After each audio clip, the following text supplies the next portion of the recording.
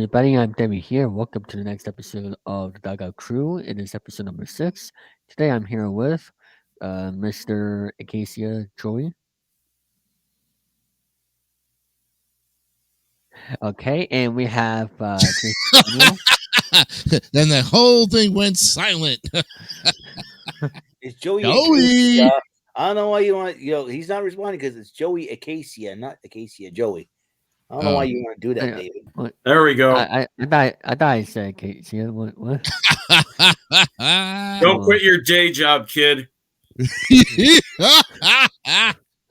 Okay, I'm sorry. I'm sorry, Joey. Is that better? I was going to say, well, you're still young, so you'll learn. Respect your elders, because all three of us are older than you. Yeah. Jason, how are you doing? Oh, good. And here, I would like to just say that, surprise! Here's my first surprise of the day. Wearing my New York Mets authentic shirt, home shirt. I've had this shirt for over, I would say probably about 20-some years. I swear, if it said Piazza on the back, I'd say it's incredibly authentic. No, it's just one of those $75 shirts I got at Chase Stadium before they torn down. Now that's a steal. $75. $75 in the year 2004. I went to a Mets game to see my friend up in New York in 2004, and I said I never had a shirt like this before. Okay, wow. So in that case, I went ahead and bought it before I left New York that year. Wow, Chase Stadium now. That is pricey right there, Oh yeah, that's a piece of history basically. Yep. So I mean, I'm kind of this is surprise number one. Next week, I couldn't find the other surprises that I was looking for yet. I'll get them. We'll have this. Sorry about that. And we have Eric Rima. Hello, everyone. Dugout Crew Podcast, episode number 6. Well, I could say that I'm having fun. So, A 500 road trip for the Red Sox, not too bad. Better than nothing. Even though it's unfortunate for the Celtics and Bruins in the last few games, for I don't know what's up with them Bruins, man. Let me tell you, they got to get themselves going, man. Oh, yeah. And we might end if I don't know. The Bruins are finding out that the Lightning's advanced, and they're probably scared to face them again. The Lightning's been giving Bruins problems, but we shall see. Don't turn around like the Seattle Mariners, where you win 118 games, losing the first round, man. Same thing with the Boston Bruins. Have that same, if they're on the verge of that kind of a sticky situation. Yeah, it's the President's trophy curse. I think the injury's starting to catch up, and hopefully the Bruins players will be all right. But man, we'll see what happens. Yeah. So we are going to get started here with a big topic that Jason wants to talk about here, and that is the sticky stuff. We're going to talk about that at the beginning of the show. Oh my gosh! Yes, Jason, take it away. Yeah, we're talking about Max Scherzer's suspension. This guy decides to take the 10 days regardless of going on and appealing it because he feels like he's not going to have a chance to even give his side of the story, let alone win the suspension. So he decides to just go along and give this umpire a free ride. And I tell you right now, that's the stupidest thing you could have possibly done because you're letting these umpires get away with bloody murder. And we're suffering for it. We are literally suffering for it because of the 10-game suspension. We've lost 4 in a row. Team morale is down, and the Mets are suffering at the hands of the Nationals right now, which we'll talk about it later in there.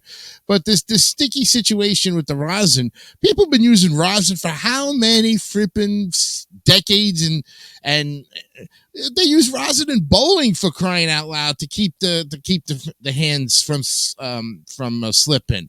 You have to wipe it off your ball and you wipe it off your hand so it doesn't, lay on the satay area or on the approach. But rosin's been around for how long? And now all of a sudden, we want to ban rosin? I don't get this. The same thing we had with the pine tar situation where, it was up too high on the bat. You remember that incident where the one guy who George Brett, I think that was... I thought that was Steve Sachs. Kansas City. George Brett, Kansas City. Brett, yeah, okay. George But he hit Brett the home run, and then they took the home run away from him because his pine tar was up too high. Yeah, it was 18 inches of cross home plate. I think it was August 24th. I think August or July 24th, 1983. So about 40 years ago now. Yeah, but that one kind of sticks in the head though when they question how much pine tar is actually on the bat. Now we're talking rosin. I mean, we're going to think every substance in baseball or any substance in sports is going to be a sticky situation. I just don't understand how they can think that the simple thing like rosin or powder, for that matter, can be illegal. It's not marijuana. It's not cocaine. I mean, the guy's not sniffing it on the freaking mound. He ain't getting high. It used to be Vaseline. Vaseline in the 80s. Yeah, Gaylord Perry has been known for that. And now Vaseline's a great lubricant. The umpire's going to need it after that suspension. He's gonna, dude. He's gonna do that hockey puck. Basically, has no idea what's coming next. That damn clown of an umpire. And I'll tell you, for what it's worth, that 10 games that Scherzer is serving is killing us. The effects. You lose him for 2 starts, essentially. Yeah, but still, he's also got team morale. I don't know if he can be there during the games. No, you can't.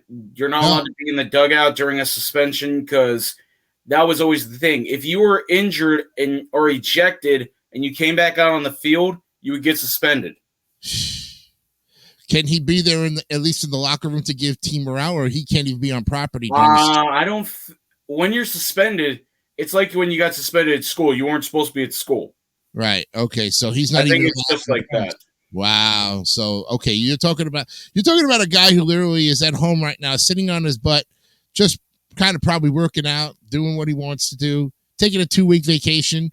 Meanwhile, his team is suffering, and we're all suffering because I don't think he made the right choice by taking the suspension. I think he should have went into the courts or into the appeal process, said his case, pleaded his case, and exposed this umpire for what he really is a piece of garbage.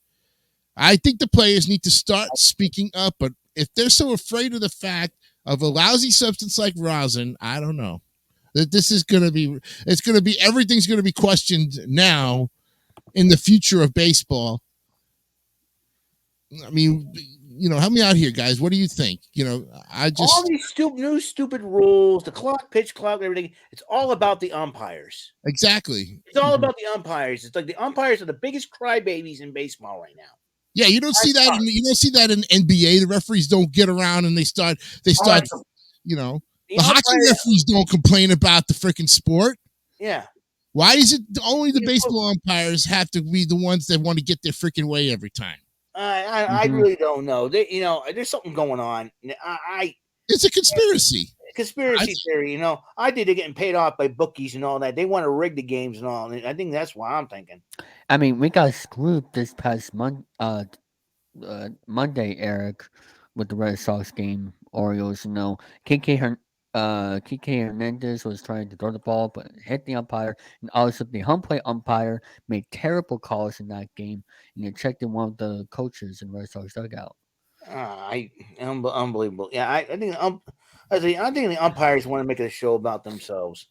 That's what I'm thinking too. That's what they did on Monday.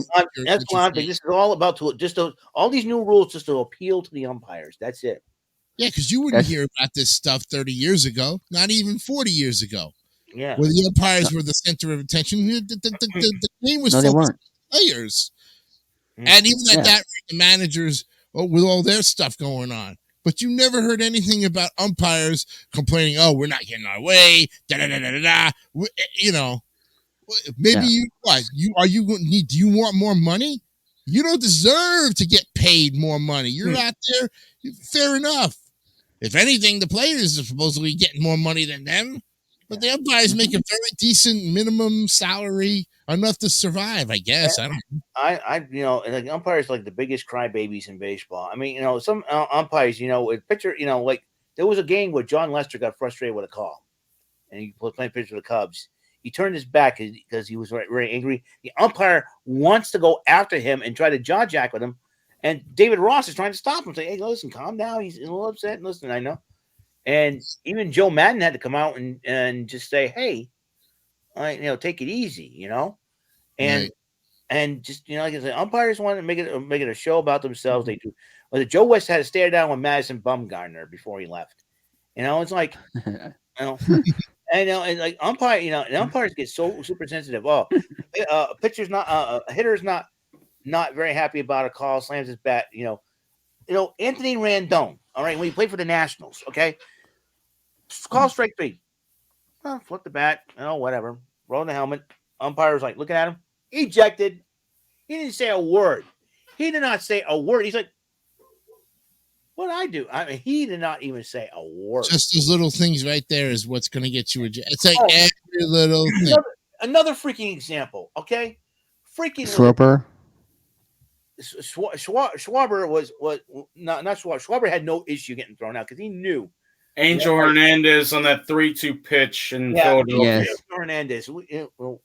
Need I say more about Andrew Hernandez? And there was another ejection that is so unreasonable. Before Adrian Beltre retired, right? It was the Marlins versus the Rangers. The Marlins were up 18-6. And Adrian Beltre, always a guy who likes to have fun, play baseball, and does funny stuff. That's what I like about Adrian Beltre. He had that one year for the Red Sox. I do miss him. His funny antics on the field, right? So, anyways, he's off the bat. He's off the on deck circle, right? He's not even on the on deck circle. He wants to make sure he doesn't get hit with a foul ball. He doesn't want to get hurt and injured, right? And the Rangers are down 18-6. So the first base umpire Jerry Davis tells him to go get in the batter's box. Look, this one, okay. He grabs the on deck circle. I should say the on deck circle. He grabs it, puts it over towards him. And then he gets ejected for that. Adrian Beltre did not mouth off. He did not scream at the umpire. He just said, "Okay, I'll take this and move." Everybody thought he was being funny. Except the umpire. I'm like, Jerry Davis, like, the guy has no sense of humor at all. I'm like, you have got to be. That's probably the stupidest ejection ever. If I had the stupidest ejection of the year or of the decade or something like that, of the century, that was it. I mean, the umpires are crybabies. Like, let the players play the game. Funny you should say that because I just happened to look up on Wikipedia. Jerry Davis actually got reprimanded in 2014 for making crybaby faces at A's players during a game. Wow. He just Adrian Beltre for being a wisecracking, moving the bat, moving the on deck circle. Really, it's probably the stupidest thing I ever seen. I mean, he should have been reprimanded for that. He actually had another situation where he was the umpire who ejected Michael Pineda the same year for having pine tar on his neck. So if you need any indication about the whole thing where the sticky substance with Scherzer, where it's just water and rosin, completely different story. Yeah, that's what I was totally about the sticky stuff. I think they don't want to get into another. And the reason why they had Scherzer suspended, they don't want to get into another situation like they did with Joe Girardi when Scherzer was going up against the. How many was still? I know Girardi was manager of the Phillies a few years ago, and I think Scherzer. I don't know if he was pitching for the Nationals or for the Mets at that time. I think it was for the Nationals, right? And he was a Nationals pitcher when Girardi was manager. Yes. Yeah. Because Girardi asked the umpires, go check. I mean, usually, I think it was a couple of years ago, go check. They do like a pitching check after each inning. Joe Girardi said, check him again. And I was like, nothing. I'm sweating all that. And they knew. Scherzer kind of knew what was up. He knew what was up. And Girardi was crying about it. That's why all the sticky stuff situation. No, this is Garrett Cole and the spider tack. No. Wrong here, but the fact of it is that is that the whole thing with the Max Scherzer situation, and it got Joe Girardi all flustered. He got ejected, not Max Scherzer. So, and I'm taking Scherzer side on this one. I respect Max. Oh yeah, we're all for. Let's put it this way, folks. We're all for Scherzer's, But I just cannot understand why he made the decision not to even go and appeal it. That I understand. I believe he's not guilty, but you have that right.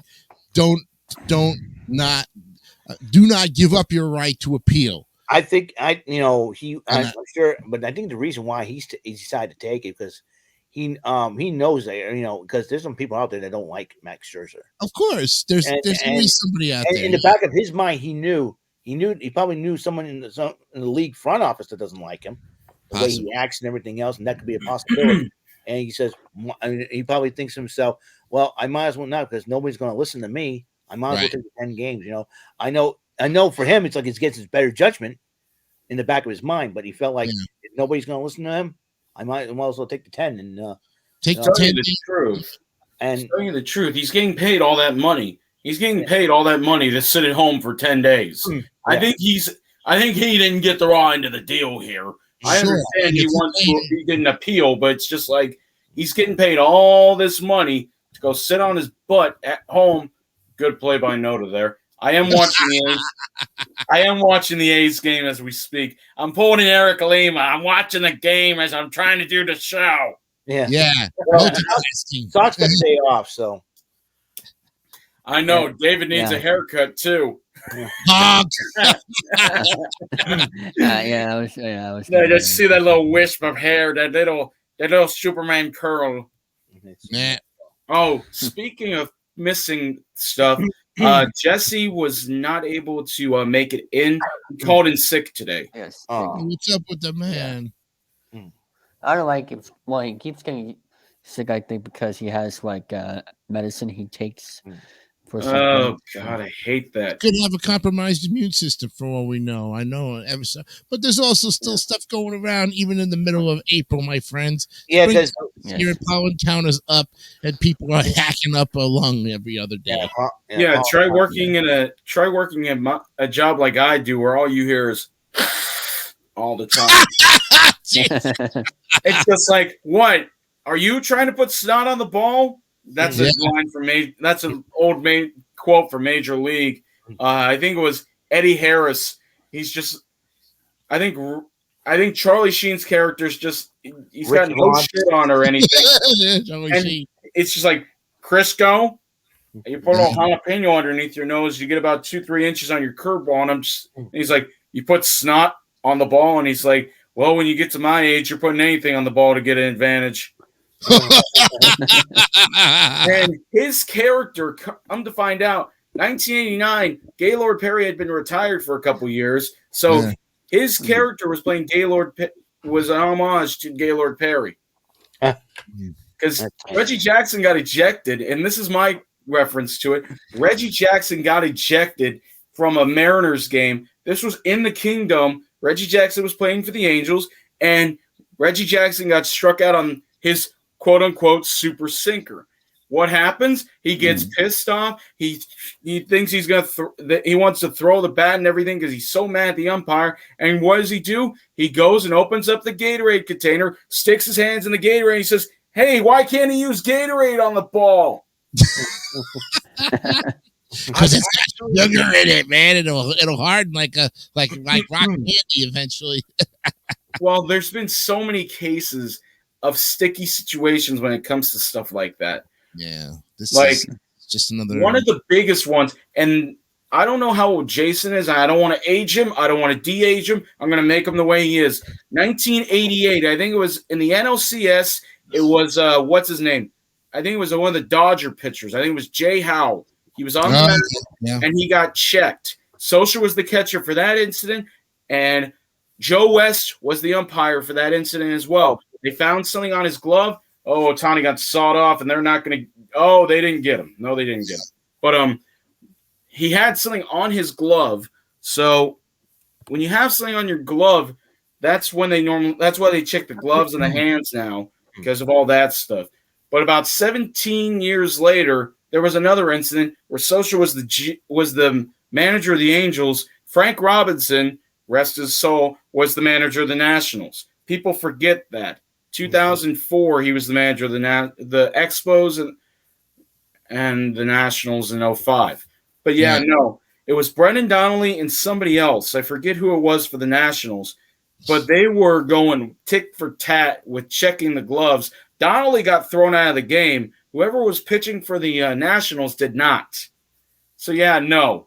that led to an entire bench clearing incident where Frank Robinson and Mike Scioscia were yelling at each other over substances used on the ball. So yeah, no, it's 1988 was a weird year for Mets baseball. We got the short end of the stick as the Dodgers literally took that year away from us.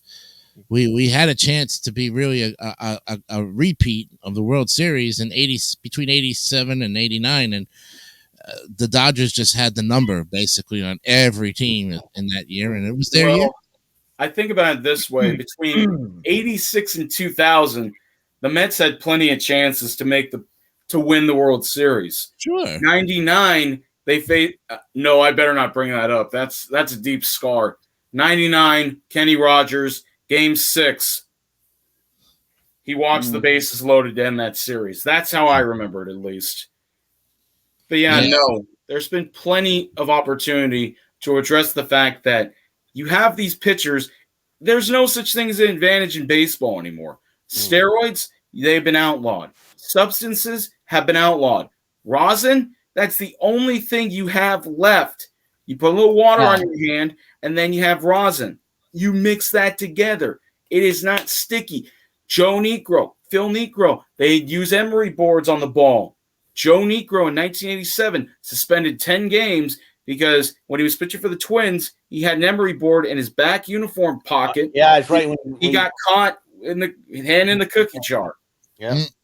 So no, it's been going around forever. And in all honesty, 10 games is not the end of the world. The Mets are a real good team. Yeah. It was still early in the season. We're still in the first. Still 25 games into the season, and but still the morale is, and when I give my report later on, you'll see. And I'm going to take an article from. I got a good one here from Oklahoma. So Yeah, one more example of the umpires. You have a little. And remember, Madison Bumgarner. I'm going back to that. One of the umpires, Dan Bellini or something like that, was checking his hand, and he's looking at Madison Bumgarner. Give him like Madison Bumgarner right and stare down. Ready. I think he wanted to pop off at him. Oh boy, that instant was stretch 1, 2, stretch 1, 2, stretch. Joey's doing stretches for us. Thank you. Well, I have to. I cleaned out I cleaned out the cooler of my job, and it's just like, oh yeah, you're gonna clean the floor. It's real dirty. And I'm like, okay. You know that thing where you scrape the floor and everything, and it's like when someone's scraping your car. It's just like, yeah, very much so. I actually have a question here about I have written down. Joey, did you have any National League favorite team? Because I know Eric's favorite national team is the Dodgers. Remember I showed you guys that Expos hat? Because I was born the year after the strike years. So I wanted the Expos to win a World Series. They did as the Nationals. I liked the Expos because of their uniforms. They had Larry Walker. They had Marquise Grissom.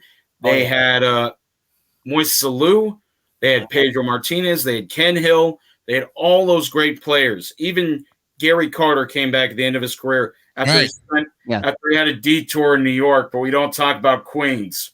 That was it was always enjoyable to know that, because I was 9 when the Expos disbanded as a franchise, so it's just like, well, everybody liked the Expos. They were a great team. I mean, I will never forget the Expos. Their mascot, Yuppie. I remember Tommy. What's his name? Tommy Lasorda. Fucking Bob Davison ended up ejecting him from a game because Lasorda got pissed off. He's stomping up and down on the dugout, and Yuppie's. Oh, go ahead. Wasn't Dennis Martinez on the Expos? Dennis Martinez. Yes, El Presidente, El Perfecto, 1991. I thought so. Against the Dodgers. I have his trading card. Yes. Yuppie was about to go fall asleep on the dugout, on the Dodgers roof of the Dodgers dugout. That's common. It was a really long game. He was in his pajamas and everything. He had the little nightcap on. Yeah. Now, if you wanted to ask me what my favorite American League team is, and it's actually the Athletics. I am an Athletics fan. Hey, what the heck, man? And this is for you, Joey. This is an authentic Oakland Athletics little plastic cup that I got from the Baseball Hall of Fame in 1991. And as you can see, it's more like it was used as a pen cup. But I'm looking. You're talking about 1991. I'm looking at one of my favorite pictures my family ever got me. It's the picture of Ricky Henderson holding up the base when he stole 939.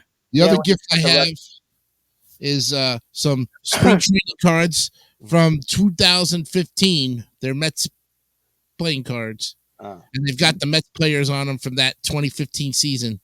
Jonas Cespedes is on there, but he's in a walking boot. But notice they're not even opened. They're sealed. So I wonder how much these guys are worth. Cespedes. So how come the Athletics or Ari or American League team? Well, because I like the colors and I like the big A on there. And I like the fact that at that time, like what Joey was saying, they had the domination of their team. They had, they had Dave Parker, they had Jose Canseco, Terry Steinbach. Both Hindus. You had Ricky, you had Dave, you had McGuire playing first, Lance Blankenship, you had Mike Gallego at shortstop. You had Walt Weiss was part of that team. Who? Walt Weiss. Oh, that's right, Walt Weiss. The A's had. You're an A's fan. You should know this, man. I know. I'm sorry. I didn't. I was paying attention, but I'm like, who? I remember Walt Weiss. You had that team in the early '90s that just was unstoppable. Well, I was fascinated by it. I really was. They also had Bob Welch, who has since passed away. Bob Welch. Oh, Welch passed away. I didn't know that. Yeah, no, he fell. He had a fall at his house and everything, and that was the end of that. But he's well remembered for a number of things. 1978 World Series, he made Reggie Jackson look terrible when he was pitching for the Dodgers. He was a rookie then. And Reggie Jackson, 2,597 strikeouts. If he had been a pitcher, that would have been a good career. He still has the most career strikeouts out of any hitter, almost 2,600. The guy who's second is, I think it's Adam Dunn, and then Mark Reynolds is behind him. Grande Donkey. Yeah, Grande Donkey is right. El Grande Donkey Kondo. Yeah. And I always remember the fact that Adam Dunn had a brief stretch for the A's in 2014. He wore the number 12. He played maybe 25 games. He hit 2 home runs, and he struck out a bunch. So so the Athletic. That's the reason why I like the Athletics as an American League team. So who else would like to spill their beans? And since you two guys are American, yeah, they're both Red Sox fans. So let's hear this. Do you like anybody on the National League or? Like I said, I like the Dodgers because of the tradition they have. Like, God. I'm serious.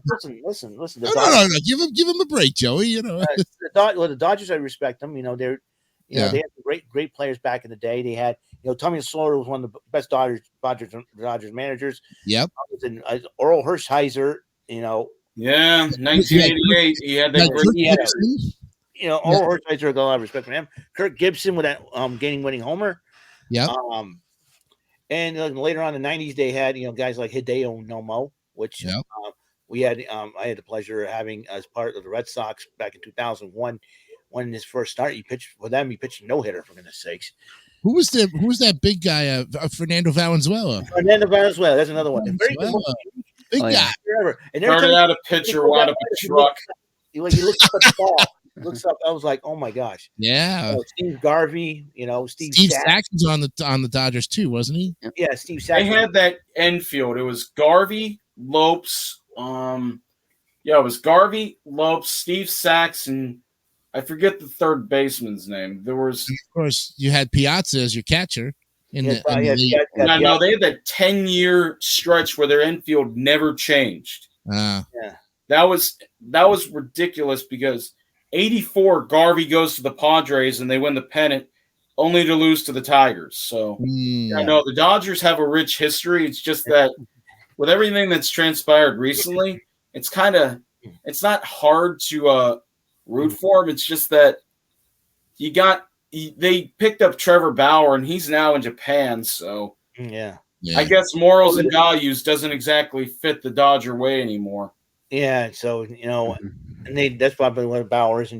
Trevor Bauer has some issues, obviously, especially when he played for Cleveland and he tossed that ball when he was going Terry Francona. Don't disrespect Tito. Tito's got a long career. He's very well respected among all of his peers. Yeah, so especially when he helped the Red Sox break the curse in 2004, for goodness sakes. And almost won you guys 2 World Series. 04, 07. He helped pave that way. Dave Roberts, who's now the manager of the Dodgers. Funny that connection there. You got those guys. Yeah. What about Kirby Puckett? Wasn't he on the Dodgers? No, he played his entire career with Minnesota, but he had to retire because of glaucoma in one of his eyes. There's another great last name that we forgot to mention when we were talking about weird last names. Here's another weird last name: Chuck Knobloch. Knobloch, yeah. Yeah, he had him and Steve Sachs had something in common. It's called the Yips. Yips, yip, the aliens. Yeah, he would field the ball at second base and he would throw it into the stands. Yeah.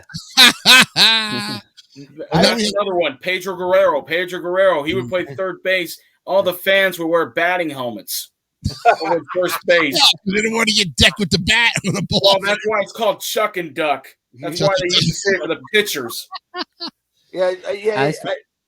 I remember. Go ahead. Excuse me, but as for my fair National League team, I mean, some of my family members like the Nationals, so I do see what they're up to. So I guess you could say that's my favorite also because some of my family members are, near Washington, D.C. But I don't watch the Nationals that much because they're a horrible team. So I prefer. Horrible's an understatement when we lost 2 in a row to those scareheads. And so, tonight we could be swept, so don't say they're terrible. So I prefer watching the Dodgers or the Mets than the Nationals as for a National League team because as for the Dodgers, Mookie Betts got an autograph from him actually back in 2017. Betts, yeah. So I do want to watch him play when I can. And as for the Mets, all I want for them is to win the division. I don't care about what they do in the playoffs. And that streak. First of all, we got to get ahead of the Braves, and we are still now like 3 games back on them. It's terrible, just what we're dealing with as far as that's concerned. Yeah, we're 3 games back, and I'll give you that report in a little bit. We got a couple players from the Dodgers. David, we got Alex Verdugo and that Mookie Betts trade, and Justin Turner. Yeah. So much. Oh yeah, Justin Turner, the only man who needs a walker to get to second base. Oh God. He's been hitting the ball pretty good. Yeah. Also, like 37-year-old. The other team of the National League I like is the Reds. Because Kevin would be happy with you then. Oh yeah. Because they're an historic franchise in Major League Baseball, and on opening day every year, it's like an event. All schools are closed, I believe, in Cincinnati, and it's just a whole event. But unfortunately, they just can't win. Only in the 2020 pandemic playoffs they get in there. But anyway, and also as for I went to Philly before, so I do check on them if I wanted to. But like the other teams I mentioned, I'm more focused on. But let's get to the news of the week here. I don't have a lot of news here for this week, surprisingly. So let's get to it right here, right now. Mookie Betts made his first start at shortstop. That's where he originally first came up in the big leagues. Yes, it's an infielder. Red Sox was a shortstop. Mm-hmm. Liam Hendricks is cancer-free, ladies and gentlemen. All right. Very happy for him. Hopefully he comes back to the White Sox. They need help. Yes, the White Sox need him. The White Sox need him. and It's he's the definitely closer. going to need him. Max Scherzer, as I just talked about, will be back on the Mets May 1st. We'll see I ain't how that that far goes. off. I ain't that Yep. that's coming next coming Monday. So For the Cubs, Drew Smithy threw a perfect game until the eighth inning oh, when I the saw this pitcher and play. catcher. Yeah, his Oh my, catcher tackled Uh, him. That was the worst thing that could have happened. oh That is man, I something out of felt the Bad bad. News Bears book of baseball right there. Oh How do man, you not put on the brakes? I understand, but oh you don't jump on your pitcher's back to lose a perfect game. I mean, yeah. funny enough, I was on my way to go to a baseball game. I think it was either I think it was the Wusa, no, it was the Argos. I believe this happened not too long ago, and I was listening to the game because they were talking about perfect game. No headset, so I had to listen to one at least. But that perfect game, just the worst thing I to felt see. bad. And Drew smiling at that point. Up something wrong with oh, Jason. but yeah, perfect game to the eighth inning. Oh I had boy, to. we lost Jason.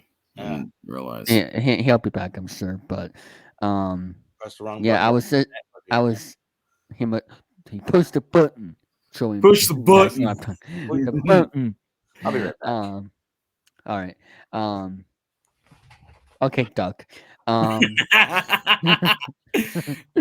so yeah, I was listening to the game on my way to the game I was going to because they were in a perfect game. I had to listen to it, Right. and unfortunately, tackle man. That's rough. But the Cubs are a good team. When you look at them, they had a great offseason, picking up free agents like Swanson, Boucher. I mean, what's your thoughts on the Cubs, Joey?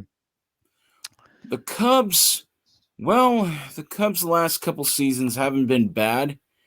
They're off to a 13-10 start right now. I'm looking at it on Yeah. a baseball reference, which I keep handy. They're supposed to be 16-7 based off their Pythagorean record. The run differential is plus 57, so I definitely understand why. They're at a 60% chance, 63.7 to be exact, to make the playoffs. And they played this morning, I believe. That's Central Time at 2:20. So yeah, no, they played earlier this morning against the Padres. I'm not sure what the score is, but Uh, so Bellinger's not actually on the roster right now, David. Wait, what?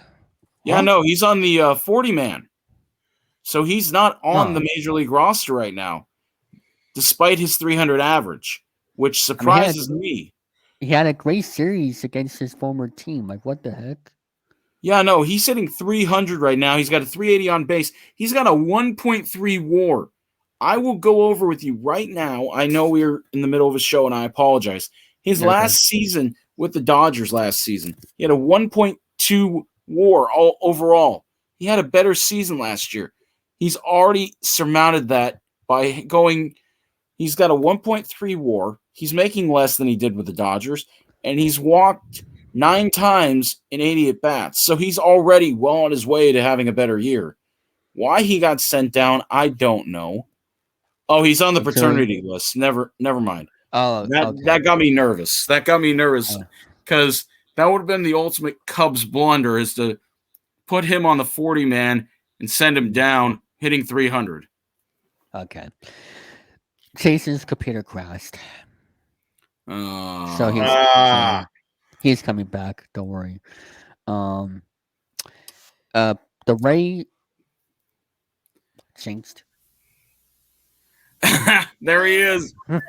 Hey, uh, Blue screen of death. That's what happened. I was gonna say the Mets blue screen of death. That's a bad omen for this series, isn't it? And I wasn't even doing anything but waiting my turn, and I'm just sitting here, and then my computer decides, "Oh no, you're gonna fry, buddy." That's it.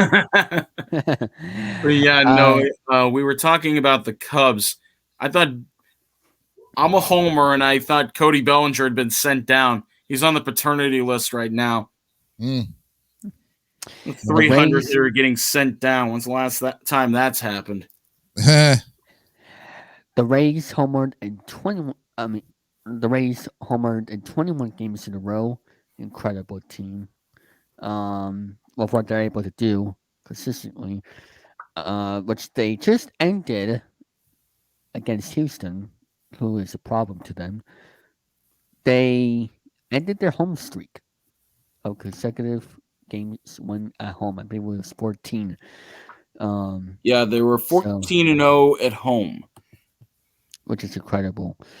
I just don't know how they do it. Must be the manager. Uh, Yeah, as long as he's not trying to pull a pitcher in Game 6 of the World Series when he's only Yeah. thrown about 70 pitches. Never forget that. yeah. Yeah. If it wasn't for the scandal, that might have been.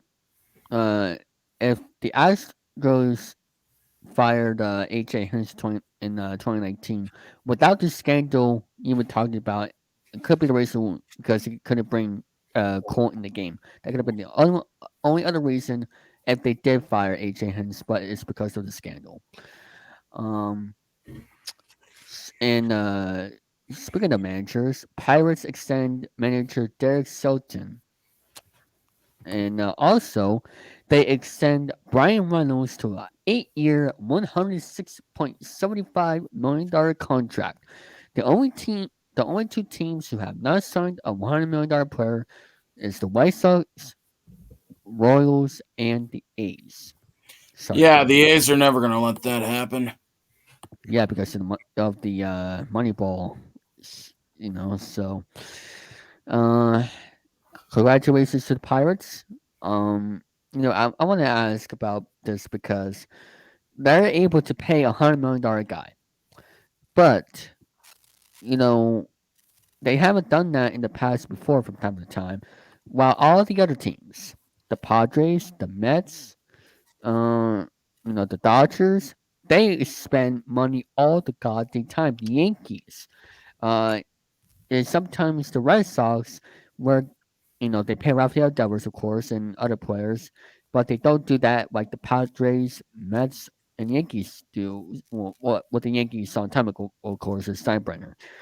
I want to ask you guys why certain teams can't pay players for top free agents every offseason, but there are certain teams like the White Sox, Royals, and A's, and all of a sudden the Pirates are doing it, paying guys. Why certain teams can't, push for the level, and certain teams just don't want to pay. Like I want to ask Troy what his answer first. Payroll, luxury tax. I mean, look at Boston. Boston's got all that money. They paid Rafael Devers $300 million. What do you think if the A's actually had an owner who actually gave a damn? Because his net worth is $2.6 billion and climbing. So I don't think there's an A's player currently, though, that's worth $100 million, Are worth they gonna that much pay? money at least. Are, There's are not they one. are they gonna pay Tony Kemp? I think Tony that's Kemp that's. is hitting in the 100 and hitting 165 right now. They would I not. thought he was. They're not going to pay him. He's part of arbitration. They've got a lot of players arbitrating right now, so that's Mhm. how that works. Arbitration cases have grown and gotten more and more difficult to take care of. That's why I'll wait for. I was going to say I'll wait for Eric to come back because I was going to ask you about Center Bogarts. Like, why did the Red Sox let him go when they just paid Rafael Devers and other, like they could have had both if they really wanted to and make fans happy, but they made them disappointed, even though they have a whole bunch of money like the Yankees, Astros, but they don't spend it like them and same with the Padres. well, let's look at the Padres right now, then, David, because the Padres, their run differential is at -17. They're supposed to be 11-15. They're at 500 right now, even with Bob Melvin, and they have multiple players they're paying $300 million right now, not Yeah, including, and I'm sure, Juan Soto. They have Fernando Tatis Jr., they have Manny Machado, they have Xander Bogaerts. Three players of which who are supposed to be very key players. Xander yes. Bogaerts is hitting 326 with a slash line of 326, 414, 526. His OPS is 941. That's of a player who's off to a great start. He's leading his team in hits. He's second on the team in RBIs, and he's leading the team in home runs. Manny Machado is hitting 214 through 25 games. Yes, it's still early. Juan Soto, who they went and got from the Nationals, hitting 178. Then you got a guy like Fernando Tatis Jr. who's only been back 6 games. I understand he's coming back from a suspension. He's not doing the best. That's why this is such a struggle for certain teams, because it's not about how many people you pay with the $100 million contracts. It's about whether or not the players are worth it. Because the Padres and the Mets are two of the teams that have some of the biggest contracts in baseball. The Mets are better than the Padres? Yes. In the Padres' case, I think they paid too much, and they're expecting a high return in advance. In Boston, Devers is the highest paid player, so I expect him to be the best player there. For Chicago and Oakland, there's no real way to concern that fact, because with Chicago, I'm sure they're not doing the greatest, and I know it's a difficult situation when you go about it this way, but the White Sox are 7-18, and the A's are 5-20. That's all you need to know about them extending players and having that big payroll. Big payroll teams will have the better record depending on how much they pay the players. The Red Sox had a bad start to the season. They are in last place still, but they have a chance still. That's where their paying players comes back into play. Because the Padres, their pitching has to be good, not just their offense. But that's just my take The on it. Dodgers also paid top free agents. I mean, Yeah, well, the Dodgers have been doing that for years, and they've only won, what, one World Series in that time? yeah, 2020. So And that was the year they only played 60 games, so that's all you need to know. So that's yeah, it's more or less just the way I feel about things. Money doesn't solve all your problems. It's about talent, it's about skill, and it's about the fact that they're paying all these players that much money for their future. They're investing their future while the luxury tax is still stagnating. so you're not surprised that the Red Sox that goes in the Bogarts because Rafael Devers is more younger and they need more pitching. That's why they got their closer and everything else. So they got veteran guys. That is, that's with the payroll, the need, younger talent. Is that why you're not surprised if that is the case? They let go Center Bogarts. Well, I think about it this way. One player does not make a team, nor do Mm. I, because I think about the teams like the Yankees who had Jeter and Rodriguez. No, they didn't spend a bunch of money on them, but the issue was you had Rodriguez with his $250 million contract, and then the Yankees went on and spent a bunch to get a championship in 2009.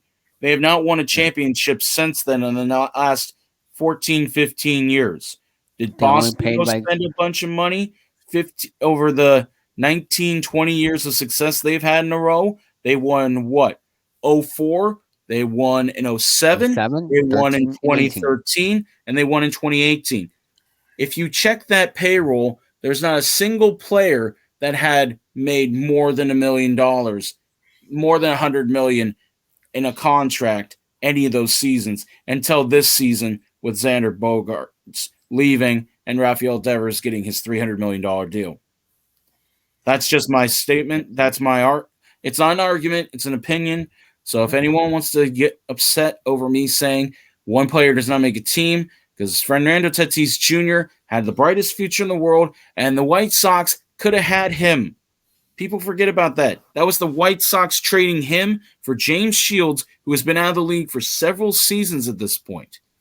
Oh yeah, I don't know about the White Sox. Yeah, that was It's always that a was what could have been. They had a big money player, of course, yeah, but that's entirely their fault. yeah. What's your thoughts, Jason? Well, I mean, as far as Why he's certain teams, don't go for it? why certain teams have specifically the big contracts, well, Yeah, and certain teams don't. Like, Well, I would say that when it comes to big contracts, I think the Yankees kind of like dominate the entire baseball league.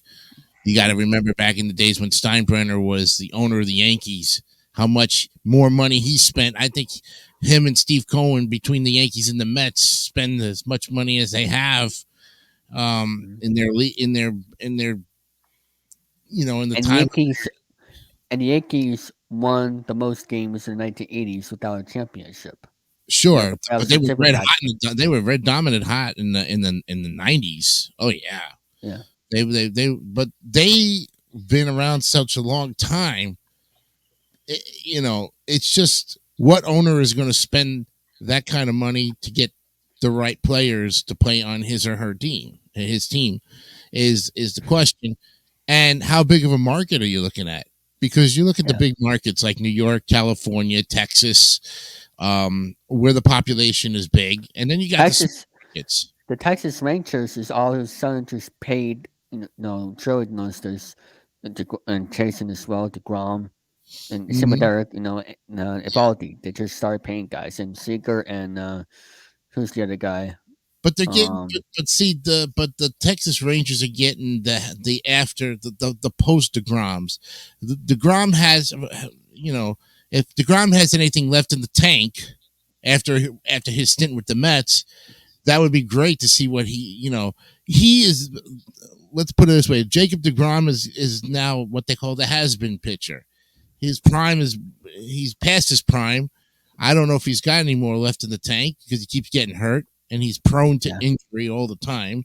So basically, the Texas Rangers are taking a gamble on his what he's worth and his yeah. health and his streak, and it's the same comparison as you're taking a team like the Jets now getting the has been Aaron Aaron Rodgers. Rodgers. Okay, the Jets will take anybody and anybody after their prime instead of going out there to try to get a prime Yeah, back. I don't know what and here we are, comparing apples to oranges, but it's the same thing. Certain teams just seem to take the people after their prime, considering the fact that they had such a success and where they were when they really started. I don't know if sure. it's, but again, it goes back to where you are, what team you are, who you're playing for, who's the owner, and what market you're in. I mean, Yeah, certain markets are going to have um, better luck getting the players, but again, it should be up to the player to decide. But recently, I've just seen a lot of players. Well, if the contract looks really good, I'm going to go for it. I don't care, who I hurt in the process, who I'm leaving. I want more money. Da da da da da da. It's the same thing with the basketball players. They want more money, so of course, whoever's going to offer it to them, great. But then they have a stellar year in another team and make their former team look like bacon grease. It's like, really. So, as far as I'm concerned, I mean, the owner and the market is going to have a lot of play in it, and of course, money sure. talk no matter where you go. It's what they can offer, and how good of how their health status has a lot to do with it as well too. How old are they, and how long can they go for you if you sign them to this contract? I think Is Joey can agree with that too, from his experience. I Yeah. think. I mean, I don't know too much about as far as status, as far as what if you talk to you gave me an individual player, but I look at the overall things that I've seen in the last 10, 15 years on players just going down and injuries just becoming more prominent. And it sickens me because we spent all this money on this guy. He gets hurt. He's out for 3 years. And he's just sitting there making money. Great for him, but you're not winning games. Your fans are being let down, and the whole team, the morale of the team is man, we lost our best player, yet he can't stay healthy. So all these factors basically just you have to really look and see the scout. I would think the scouting reports on those individual players, whoever they're trying to go after. I mean, look at the Mets. They want to get Ohutani, I mean, Steve Cohen is really getting to that point where he's going to have to go out and buy some more players because he can't keep his roster going. So the Mets right now, again, in a situation where we're just taking up our AAA guys and trying to bring them up. Somebody said, why don't we just take all of our AAA players, bring them up, screw the veterans, screw the guys, and see how well our new guys are, because apparently they're playing fantastic baseball in Port St. Lucie. Bring all the minor leaguers up and see who can stick it out. Well, it's my look on it, All right. Well, David asked me for my thoughts on his whole thing. I think combination of both Jason and Joey's answers, I'm gonna have to go with, because it's all about marketing. It's all about where you're at and everything else, and it's all about how well you're doing. About the success of the team, and that's the most important thing ever, is the success of the team. I mean, look at Boston sports in general. I mean, for the past 20 years, Boston sports teams have enjoyed great success at 12 championships in 20 years. That's unheard of. Yeah. It's unheard of. On all four major, well, I'm talking about all four major sports. You had obviously the Patriots winning 6 Super Bowls, the Red Sox winning 4 World Series, and the Bruins and the Celtics won a championship each. Celtics won in 08 and Bruins won in 11. But it's when it comes to money, making money, it's definitely comes down to marketing. It comes down to attendance records. It also comes down to how well economically the cities and these teams are doing. That's another factor coming in there. So, and if you're able to get the attendance and your salary up and all that, you can go out and afford to pay some of these players. So I personally think that it's all about how the success of the team and success of the city from an economical standpoint. Yeah. So we just got some breaking news that Jerry Springer has officially passed away from cancer today. Oh, yeah, I know that. I saw that. I saw that on Twitter, man. Oh my gosh! And then it was like what 2 days before Harry Belafonte just passed. Yeah, that's right. That's crazy, man. Oh my god! I think ever since 2020, I think ever since the beginning of the 2010s, we've lost a lot of major. Well, you got to figure as we get older. Here's the thing: as we get older, do you not realize the people that we watched growing up are getting older as we are getting older? Yeah. So by the time we hit our mid 40s, they're already in their 70s and 80s and 90s, and they're already on the path to in the bucket. I mean, we lost a few more people. I mean, that's like Springer was 79 and Belafonte was 90. Yeah, and both from Queens. So now I'm gonna have to go into my legacy shows and do specials on each one of these gentlemen over the next couple of days because I'm far behind. So tonight on the Legacy of Queens, it's Jerry Springer, and then we'll look at Harry Belafonte on Sunday. Wow! All right, so. Yeah, rest in peace to both of them. And I'm going to face the news right here. You want to come home? Did I come in? You're not going home. The Twins have a series. The Twins have a series win. The Twins have a series win versus the Yankees for the first time since 2001. Good. Robbie Ray. I can't stand the Yankees for nothing. Robbie Ray is out for the season because of Tommy John surgery. Flexor tendon. Robbie He's Ray. The one with the large quads that everyone's talking about. Robbie Ray. With the Mariners. And he was a Cy Young winner a couple seasons ago. He was a very big part in the Blue Jays' path back to the playoffs. Yeah. And after 13 years in the minors, Drew Mackey gets a standing ovation, pitching from McCutcheon last night. Incredible moment. Now we are going to be doing our reports, and I actually have to get going soon. So folks have 5 minutes because I'm actually going to a baseball game tonight, and also I will be meeting someone at the Blue Sox. Eric knows him, Luminoni. Oh, Luminoni, cool. So I'll be meeting him tonight as part of the Throwback Thursday calendar. So you folks each have 5 minutes. You're gonna start with Jason, then Eric, then Joey.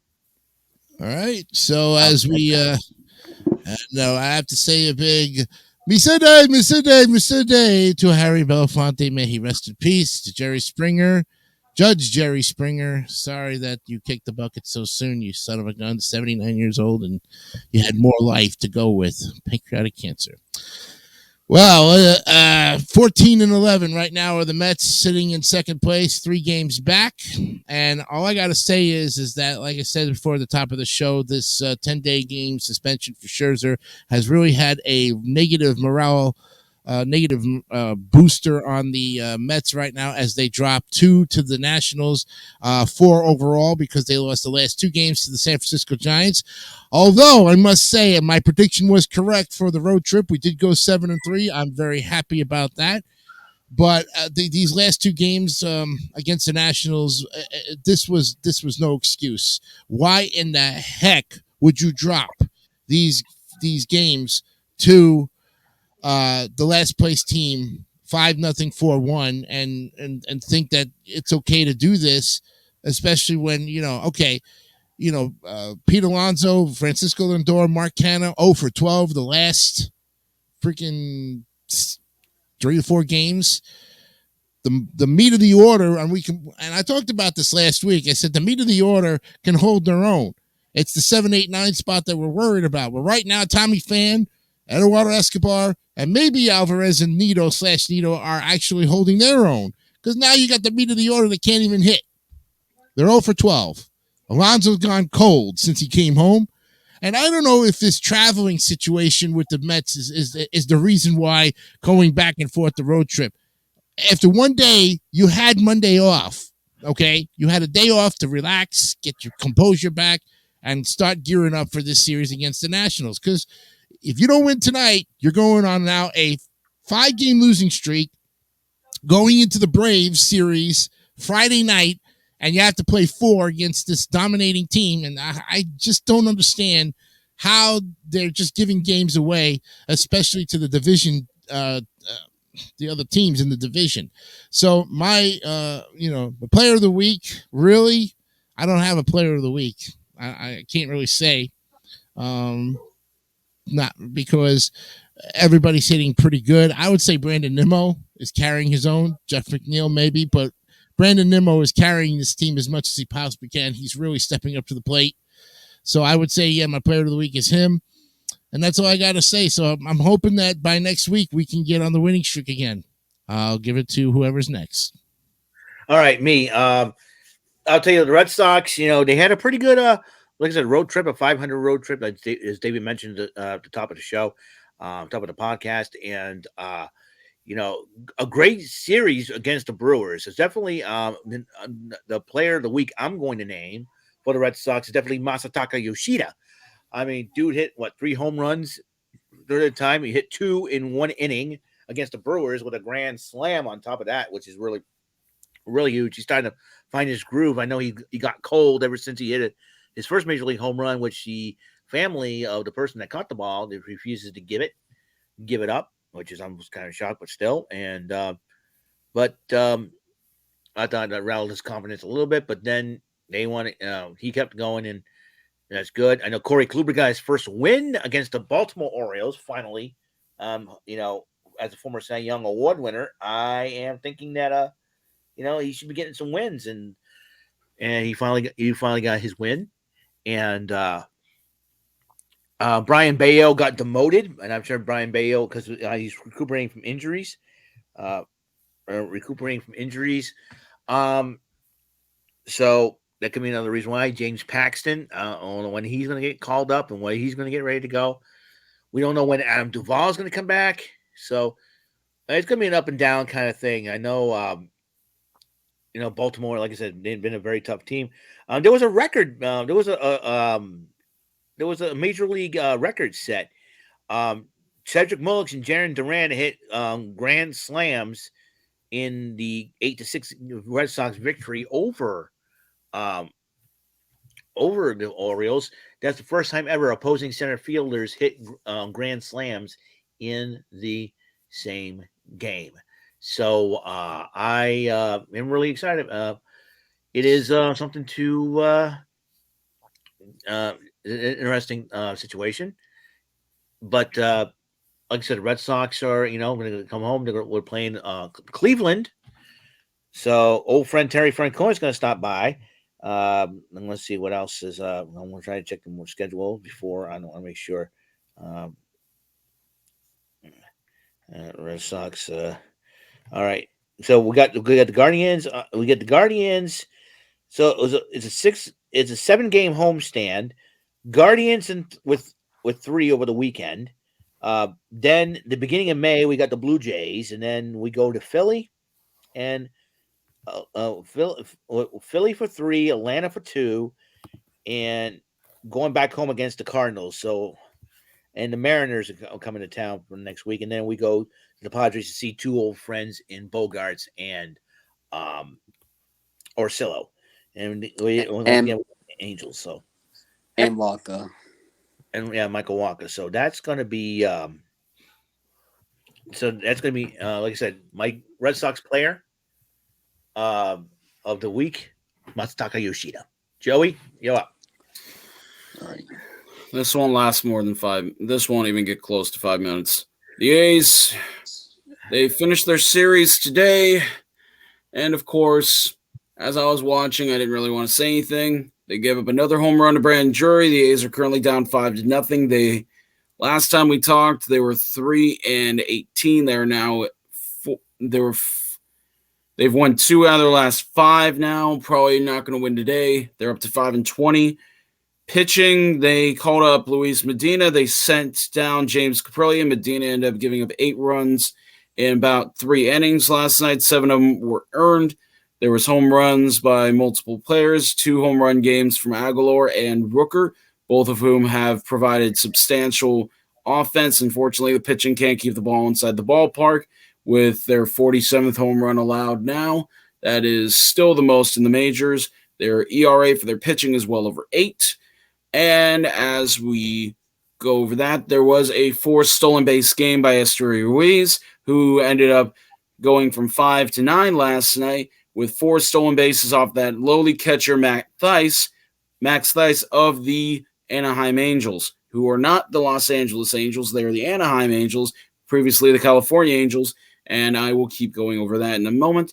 But the A's have their player of the week. It's going to be between Brett Rooker, who has come on strong, replacing the injured Seth Brown, who's been moved from the 10-day IL. He's been out 4 to 6 weeks. And Esteury Ruiz just got hit for his 8th time already this season now, as that now leads the American League.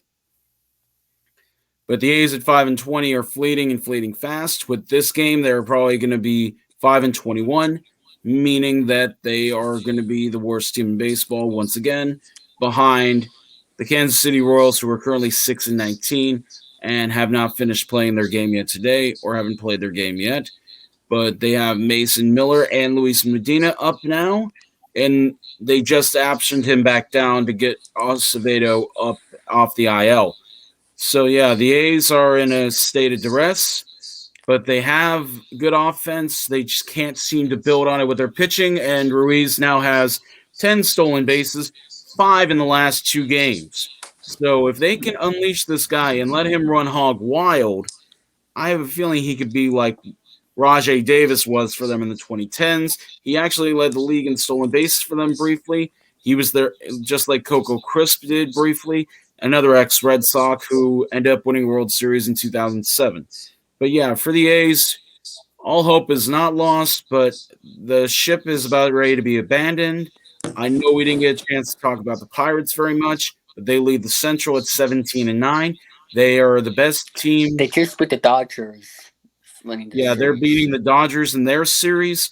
They have started the season 17-9, their best start since 1992 when they had Barry Bonds. Imagine that. Wow. Yeah, McCutcheon's taken over for them at 36 years old. He's hitting well over 250, so about time someone's doing something in Pittsburgh.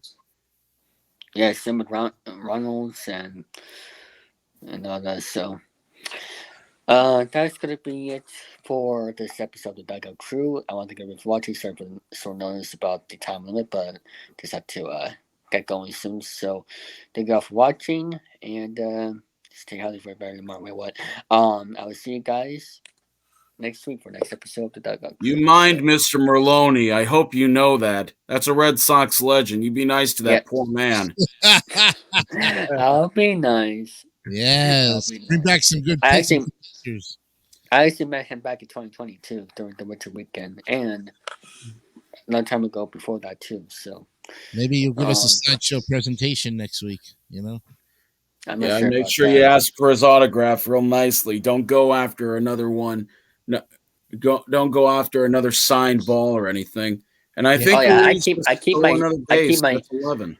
I keep my baseball autographs, separate, not home one baseball. That doesn't make any sense. You watch, he comes back next week with a bump on his head because he got a ball, like the foul ball that just like hit him right there. Oh, you mean like Eric? Oh my!